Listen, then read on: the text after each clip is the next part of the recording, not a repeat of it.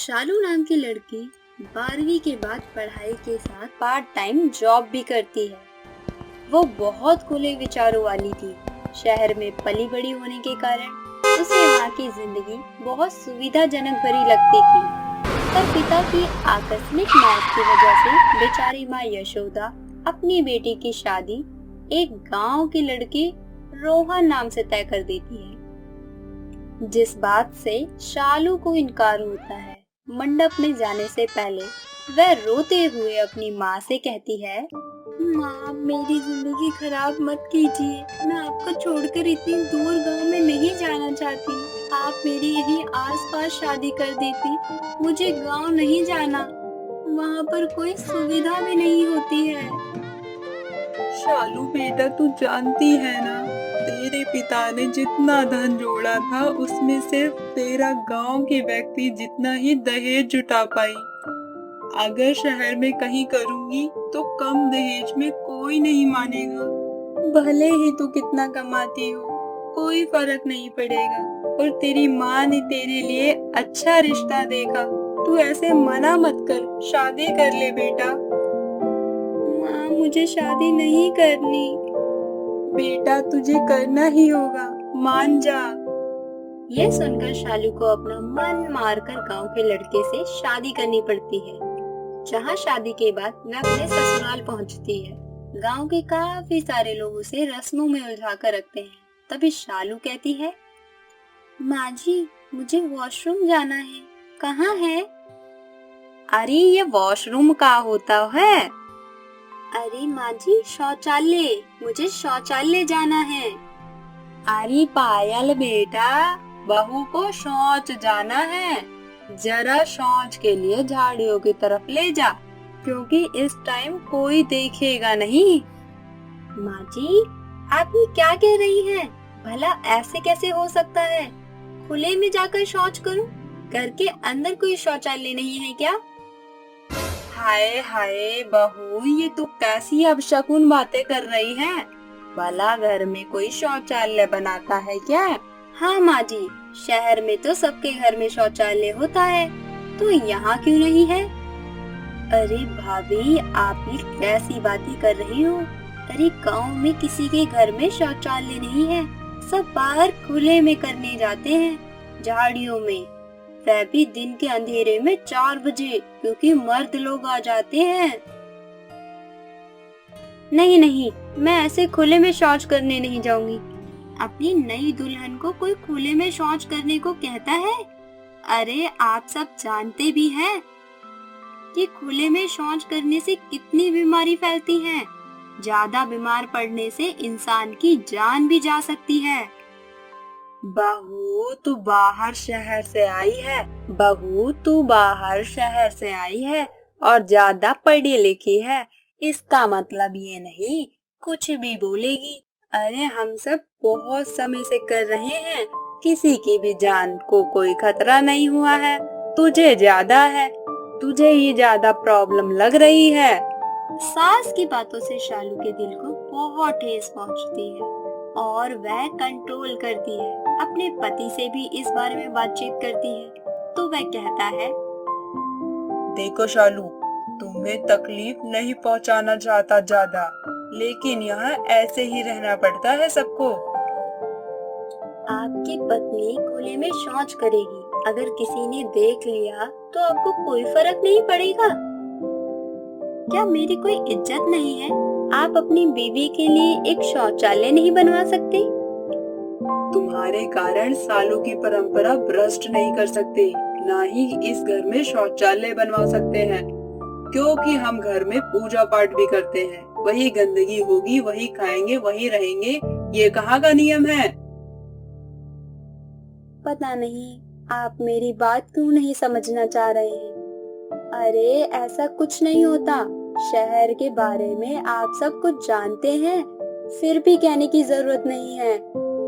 शालू पति से कहती है, लेकिन वो उसकी एक नहीं सुनता। अगले दिन जब शालू गहरी नींद में थी, तो सुबह के 4 बजे सास और बाकी औरतें उसके दरवाजे पर खटखटाती हैं और उसे शौचालय चलने के लिए कहती हैं। मुझे शौचालय नहीं जाना, मैं खुले में नहीं करूंगी। भाभी, आप कल रात को भी बाथरूम नहीं गई और अभी भी नहीं जाओगी, तो फिर कल के दिन ही 4 बजे कर पाओगी, क्योंकि अब तो दिन होते ही मर्द लोग आएंगे। अब आप देख लो, आप कितना झेल सकती हो। मुझे जाना ही होगा। पायल, चल, अगर तू चल रही है तो अपना लोटा ले ले। तभी सास के कहने से शालू और वह लोटा लेकर बाकी लोगों के साथ झाड़ियों में चलने लगती हैं और झाड़ियों के पीछे छुपकर शौच करने लगती हैं। तत्पश्चात शालू को खुले में शौच करने से बहुत घृणा होती है। कुछ दिन बीत जाते हैं। वह सभी औरतों को समझाना चाहती है, लेकिन उसकी बात समझने के लिए राजी नहीं होता, ना ही पति ना ही सास। मजबूरन उसे अपना पेट पकड़कर खुले में शौच करने जाना पड़ता है। छी छी, ये तो बहुत गंदा लग रहा है, ऐसे झाड़ियों में छुपकर करना। कोई सही बात है? इसे प्रकृति कितनी अस्वच्छ हो रही है। मैं अब और ऐसे नहीं रह सकती। वह सोच कर ही रही होती है कि 2 आदमी उसे दूर से छेड़ते हैं। शर्म के मारे वो वहाँ से जाने लगती है तो पीछा करने लगते हैं। अरे ये हूर की परी हमारे गांव में कैसे आ गई? अरे ओ गोरी अप्सरा, तनिक हमसे बात तो करो। आओ हमारे साथ, मजे करेंगे। What the hell? पीछे क्यों आ रहे हो मेरे? जाओ यहाँ से। हम तो नहीं जाएंगे तुम्हें ऐसे अकेला छोड़कर। अच्छा, अभी बताती हूँ। एक तो खुले में शौच करते हुए औरतों को देखते हो, ऊपर से उनका पीछा करते हो। शर्म नहीं आती क्या तुम्हें? ऐसा कहकर शालू उन्हें अपनी चप्पल उतारकर बहुत मारती है। तभी वो माफी मांगकर वहाँ से भाग जाते हैं। वक्त गुजरता है। शालू अपनी सास को समझाने की लाख कोशिश करती है। शौचालय खुले में करने के बीमारी, परेशानी सब बताती है, लेकिन ना कोई गांव वाला सुनता, ना ही उसके अपने परिवार वाले। अचानक से गांव में 2-4 लोगों की मृत्यु हो जाती है। सास कविता की तबीयत खराब हो जाती है। जब वह हॉस्पिटल जाती है तो डॉक्टर उसे गंदगी पर रहने का कारण और स्वच्छ तरीके से न रहने का कारण बताता है। तभी शालू कहती है, माँ जी, मैंने आपको कहा था ना कि खुले में शौच करने से अनेक बीमारियां होती हैं। अब देखिए, आपको इन्फेक्शन हो गया है। अगर आप पहले से ही सावधानी बरतते तो आपको ऐसी परेशानी नहीं झेलनी पड़ती। हाँ बहू, तू सही कह रही है, लेकिन मैं तेरी बात समझ नहीं पाई। मुझे माफ कर दे बेटा। अब घर में शौचालय बनवा लूंगी। मैं नहीं चाहती कि धीरे धीरे मेरे परिवार में तबीयत खराब हो। तभी कविता के बगल से रोते हुए चांदनी जाती है तो कविता उसे पूछती है, अरे चौधराइन, तू रो क्यों रही है? क्या बताऊं कविता, मेरा पति मुझे छोड़कर चला गया।